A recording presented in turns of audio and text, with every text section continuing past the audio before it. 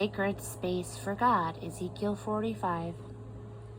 When you divide up the inheritance of the land, you must set aside part of the land as sacred space for God, approximately 7 miles long by 6 miles wide, all of it holy ground. Within this rectangle, reserve a 750-foot square for the sanctuary, with a 75-foot buffer zone surrounding it. Mark off within the sacred reserve a section 7 miles long by 3 miles wide.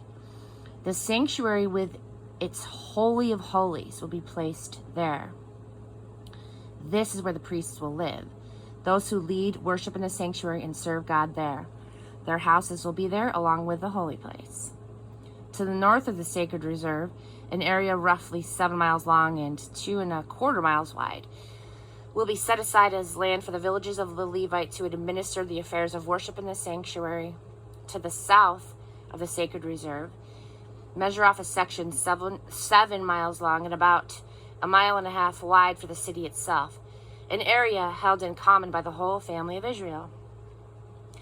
The prince gets the land abutting the 7-mile east and west borders of the central sacred square, extending eastward towards the Jordan and westward towards the Mediterranean. This is the prince's possession in Israel.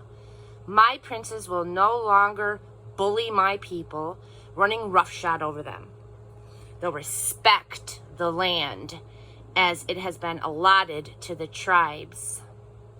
This is the message of God the Master. I have put up with you long enough, princes of Israel. Quit bullying and taking advantage of my people. Do what is just and right. For a change, use honest scales, honest weights, and honest measures. Every pound must have 16 ounces. Every gallon must measure 4 quarts. The ounce is the basic measure for both. And your coins must be honest. No wooden nickels. Everyone in the land must contribute. These are the prescribed offerings you are to supply. 1/60th part of your wheat, 1/60th part of your barley, 100th part of your oil, 1 sheep out of every 200 from the lush pastures of Israel. These will be used for the grain offerings, burnt offerings, and peace offerings, for making the atonement sacrifices for the people. This decree of God the Master. Everyone in the land must contribute to these special offerings that the prince in Israel will administer. It is the prince's job to provide the burnt offerings, the grain offerings, and drink offerings at the holy festivals, the new moons, and the Sabbaths, all of the commanded feasts among the people of Israel. Sin offerings, grain offerings, burnt offerings, and peace offerings for making atonement for the people of Israel are his responsibility. This is the message from God the Master. On the first day of the first month, take an unblemished bull calf and purify the sanctuary. The priest is to take blood from the sin offerings and rub it on the doorposts of the temple, on the 4 corners of the ledge of the altar, and on the gate entrance to the inside courtyard. Repeat this ritual on the 7th day of the month for anyone who sins without knowing it. In this way, you make atonement for the temple.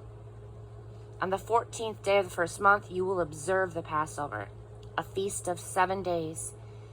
During the feast, you will eat bread made without yeast.